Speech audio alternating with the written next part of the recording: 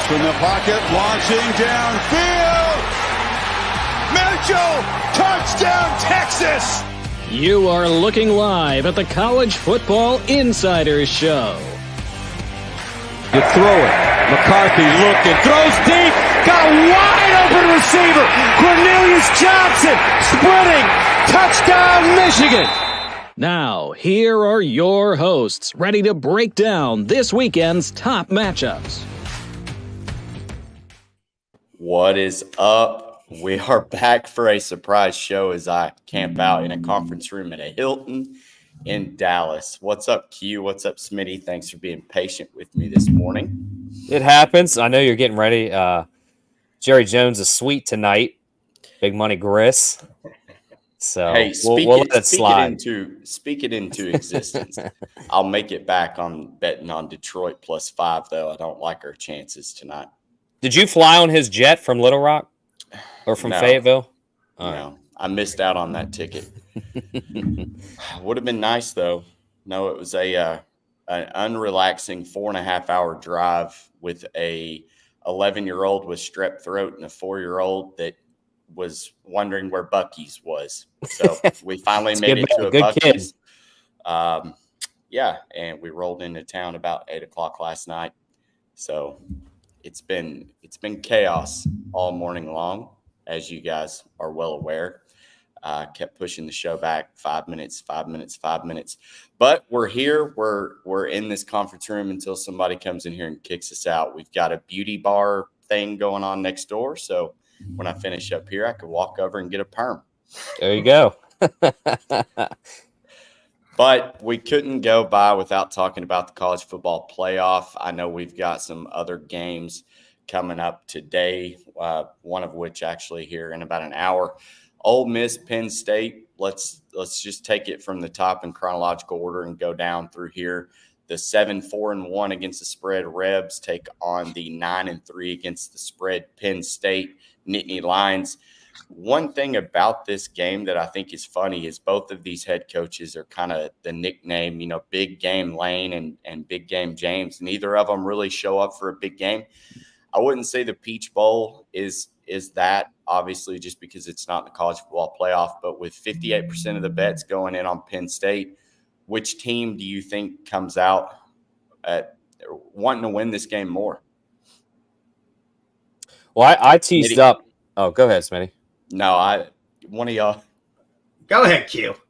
I teased up Ole Miss. I actually am close to pulling the trigger on Ole Miss plus money. This is more of a fade on Franklin, as well as, they have a good defense, but Manny Diaz is gone. So who steps into that role? I'm not sold on Drew Aller. I do like the fact that Ole Miss is, playing with Jackson Dart. He is coming back next year, so he's not sitting out. And Penn State hasn't seen an offense to at least in my opinion, to this caliber. I mean, Ole Miss could score with anybody in the country. They just can't stop anybody in the country. But I think that the matchup against Penn State is going to help their defense in the sense that they can't stop anybody, because I don't think Drew Aller is going to be able to light the field up. So I think I'm going to pull the trigger on Ole Miss money line here at plus 155. I think they get it done. I think both teams score, but I think Ole Miss can get it done. I think they have a little more to play for, to be honest. Well, you look back at last night's game, Missouri really just had their way with Ohio State. And I know the score wasn't indicative of a huge blowout, but in my opinion, Missouri just played much more physical football. They were the better team. I wish I would have put more on it. But, Smitty, what do you think in this one? Yeah, in my notes, I have Big Game James. Can they win? Last year, they did beat Utah in a bowl game. Like Q said, Manny Diaz is gone. I had that down in this. Both teams have a lot of their players playing. I kind of like – I jumped on 2 plays on this. Earlier this morning, I got Ole Miss plus 4.5. It has moved now to plus 5.5, so I took it again. So I have 2 plays on that. I just think, again, I think a high-scoring game could happen in this. I think both offenses, like Q said – Ole Miss defense, not the greatest. Penn State's defense is good, but Ole Miss offense, I think, will score some points. I think this could go up and down a little bit, but I do like Ole Miss in this. I got, like I said, plus 4.5, plus 5.5. You've got to think if this turns into a shootout, Ole Miss is much more experienced in that spectrum of being able to put up points in a hurry. Hey, Matt, one more quick little note. I wrote down James Franklin 6-2 last 8 in bowls with the over. Wow, I wouldn't have guessed that. Just because Penn State always seems like an under team to me. What were you about to say, Q? I just bet the plus 5.5 with Smitty. I'm going to hold off until after the show and look at the money line more, but I just did the 5.5. But I also have a teaser as well. Plus 175 right now. It just seems like there's more hype around Ole Miss and the bowl season, and we'll go to the next game. But the teams that want it more have won. And I think the team with the momentum right now is Ole Miss, just like it was Mizzou. Lane Kiffin had that massive transfer portal win, signing 5-star after 5-star transfer kid. There's a lot of momentum in the program. I think they continue that momentum with a win today. All right, next up, we've got the Music City Bowl, Auburn versus Maryland. Auburn getting 57% of the money, minus 4.5. Maryland, I'm not sure. Are they without Talia Tagovailoa? They are. Okay, so that would explain why that line has moved. Both teams are 6-6 against the spread. Auburn minus 4.5. Peyton Thorne, pretty good mobile quarterback. Really not a great thrower, but again, we've kind of seen SEC dominate over Big Ten. So does that trend continue here? I think so. I think with Tua's brother out, I think that's the game changer. I know Peyton Thorne's not explosive by any means, but I have to take him over the backup for Maryland. Now, Maryland's quarterback is like 6'5", 240, so if they're on a goal line, the tush push is in effect. But I think the defense for Auburn is going to be able to keep them in this game. Like you said, the SEC versus Big Ten is pretty dominant right now for the SEC. I think it's just a better caliber of offense and defense. And again, I think it's momentum, right? Auburn had a huge early signing day. I think the team is buying into Hugh Freeze. I think Hugh Freeze is an excellent coach. He won at Ole Miss. He won at Liberty. He's going to win at Auburn. There's no doubt about it. And I think they continue on the rise here. Smitty, you have anything else to add? Yeah, I'm on this game too. You know, I have down question mark at quarterback. Like Q said, the kid is a bigger kid. I think he did score a couple touchdowns from like the 1-yard line against Michigan. Yeah. I just think Auburn's a better team. What I did with this was I looked at team points. I like playing the team points. I got Auburn over 26.5 minus 130 this morning. Ooh, I like that. Yeah. Somebody's phone keeps vibrating. Smitty's.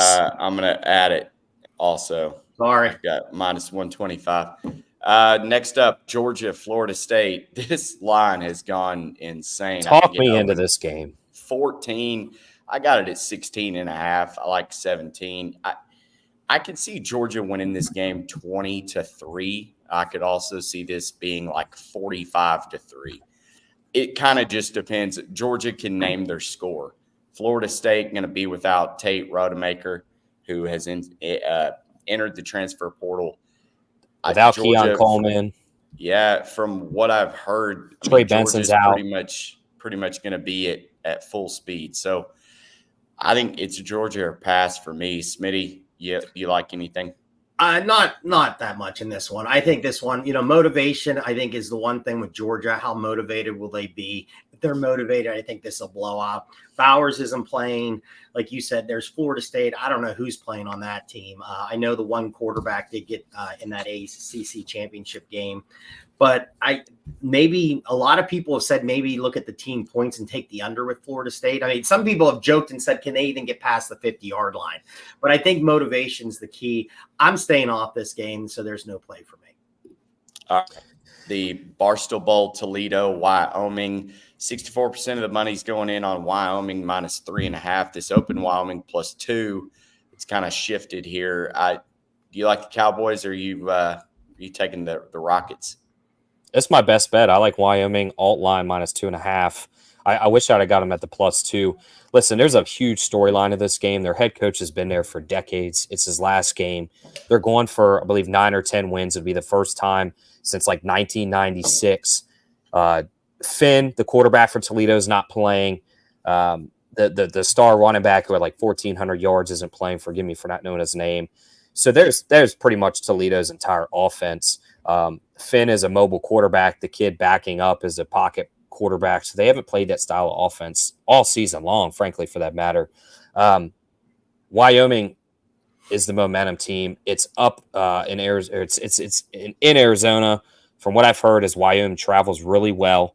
I think it's going to be a game that they can win. They're going to send their coach out the right way.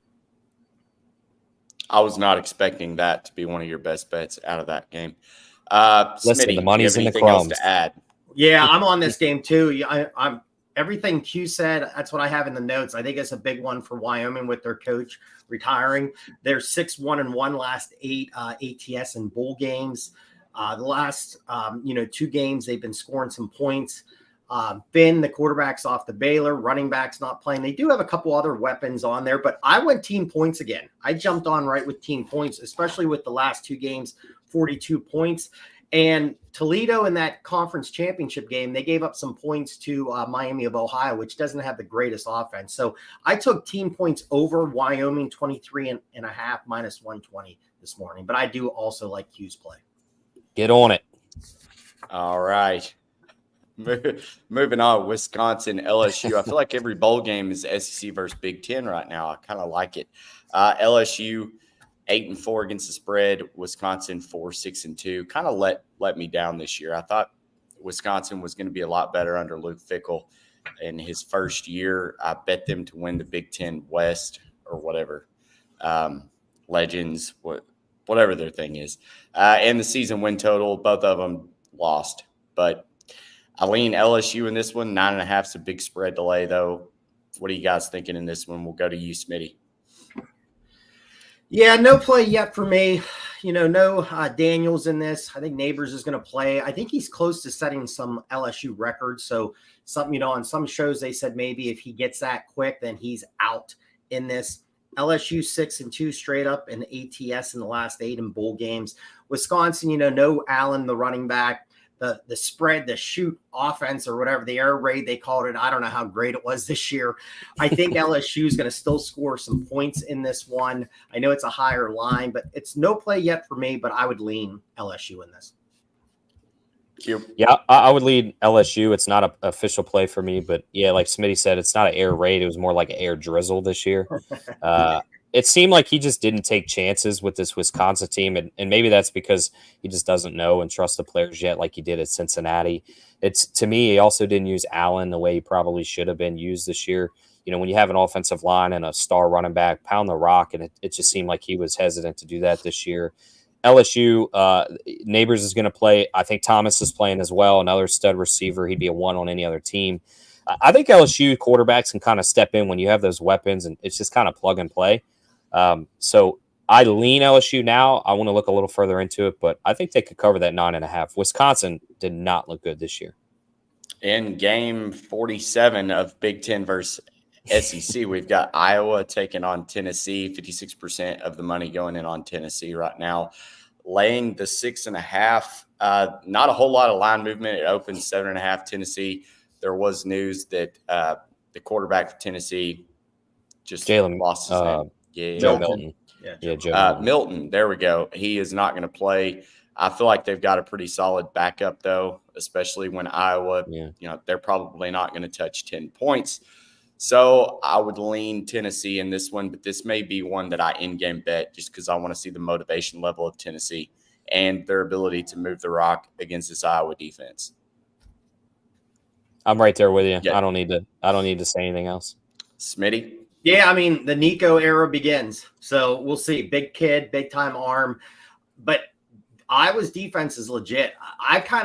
This is no play yet, but I might look at a first half under in this and just see if Iowa can make it ugly early and the young kid struggles a little bit and it's a slower pace game. So that's my lean right now for this, but no official play yet. Liberty versus Oregon in the Fiesta Bowl. Oregon, I think it's Oregon starting everybody. I mean, Bo Nix is going to play. They're 10-3 against the spread despite missing the college football playoff. This is one of my favorite teams to watch this season. I laid it with Oregon early minus, I think, 15.5 or 16.5, whatever it opened at. I'm not sure what it's ticked up to now. The total is one of the highest ones at 67.5. Q, do you have anything in this one? I lean Oregon. The only question mark that I have is with Liberty, in the sense of there's a lot of smoke between Willie Corn leaving, just like there was Marion and UNLV, and Marion didn't have his best offensive performance, in my opinion. Do you have the same issue here with Willie Corn, having that distraction of maybe going to a big Power 5 team? The thing, does Oregon have a lot of motivation here? That's the question. I would think they'd want to send Bo Nix out after his 8th year with a win. But these games, Liberty is a team that ran the table. They want to show that they can compete, and maybe they have a little more motivation than I think. It's a lean right now, Oregon, but I haven't made official play yet. Yeah, this one I haven't really dove into yet. So this is something I'll have to do over the weekend. I would probably lean Oregon. Like you said, most of the guys are there. I think Franklin is not going to play. I think that's one that is not going to play for them. This, like you said, a higher scoring game. I could see it. I think Liberty could score some points. I think Oregon will put a lot of points on. So maybe even look at a team points. But one I have not really dove into yet. All right. The two biggest games of the season, Alabama taking on Michigan in the Rose Bowl, Texas versus Washington in the Sugar Bowl for the right to meet up in Houston for the national championship. Projections are tight, but I feel like I know which way Smitty's going here. He's kind of back to the Crimson Tide all season long, so why not do it against your own team? So let's start with Q. Q, what do you think in this one? Alabama versus Michigan. My heart wants Michigan. I got family who works for the university and for Smitty, but my head is saying Alabama. Nick Saban knows how to prepare for these games. We saw, and I've talked about it on other shows, Jalen Milgrove's progression this year has really been refreshing. I also think we've seen something we haven't seen in 10 years. We've seen Nick Saban have to coach. We haven't had to see that the last few years because it's 5-star after 5-star, but this year was different. He had to grow Jalen Milroe, and he did. I think the distraction could get to Michigan a little bit. Now they're throwing out the whole tablet allegations. I'm not saying I buy into it, but it is a distraction. At some point, it gets exhausting for those players and the coaches to have to continuously answer. And I would have rather have seen Michigan have to play Washington or Texas.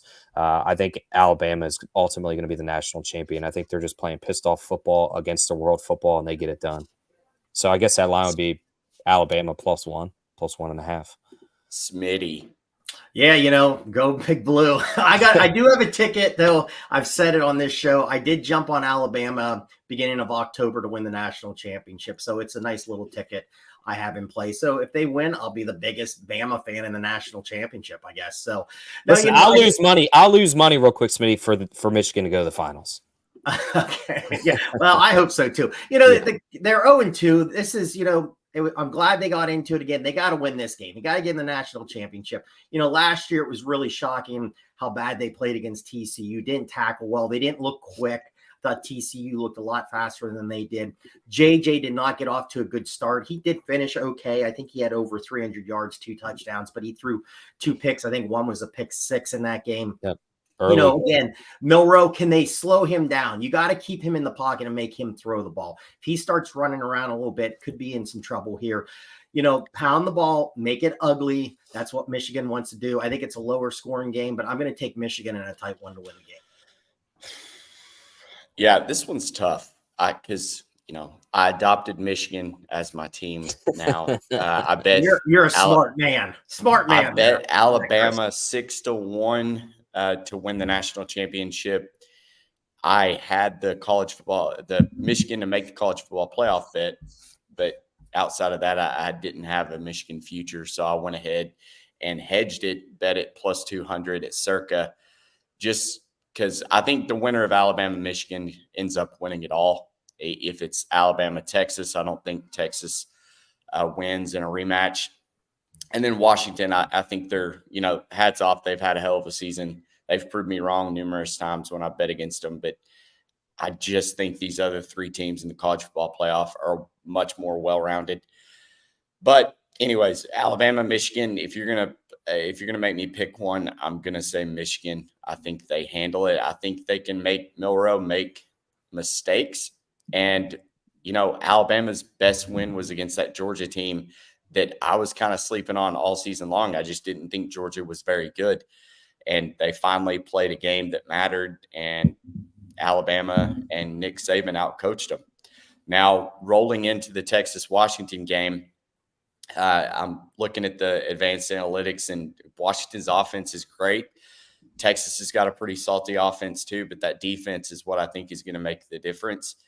And I know the best bet says Washington +4. This is a coin flip game, but I think Texas can come out with a win. They could probably cover if they wanted to.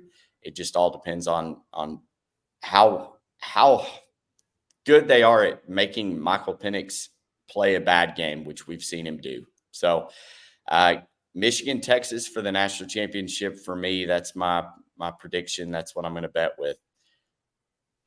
I'll let whichever one wants to jump in on the Texas-Washington real quick. Okay, I'll go real quick here. I look at Johnson, the running back from Washington, had a really big game against Oregon, 28 carries, 152 yards. But if you look at Texas's D line's really good. I mean, they shut down Gordon in the championship game. Iowa State, I think, had like 9 total rushing yards against them in the season. So Penix they're going to have to spread him out. They got 2 great wide receivers. I love him. I think he's one of the best quarterbacks in the country. Really, his accuracy's top notch. Spread Texas out. I think this one could be a shootout.